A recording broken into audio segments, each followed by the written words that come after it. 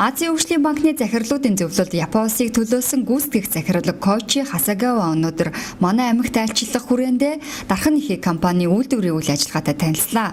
Тус компани нь 2010 онд 2 тэрбум төгрөгийн хөнгөлөлттэй зээлийг Азийн хөгжлийн банкнаас авч үйл ажиллагаагаа өргөжүүлсэн юм а.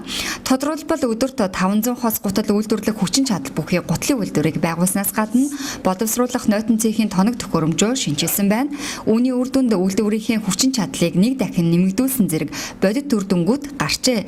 Цаашид дархан ихийг компани нь Азийн хөгжлийн банктай дараах 2 төсөлд хамтран ажиллахаар болсон байна. Ер нь бол 10 онд бол 2 тэрбум төгрөгийн зээл авсан.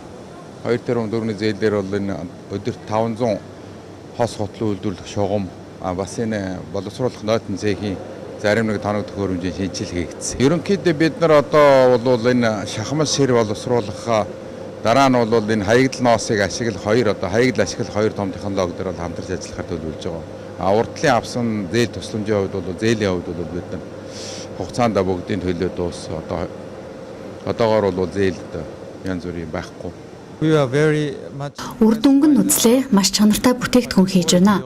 Экспортыг дэмжсэн бүтээгдэхүүн гаргаж байгааг харахад баяртай байна. Энэ бол Азийн хөгжлийн банкны нэг томоохон амжилт юм а.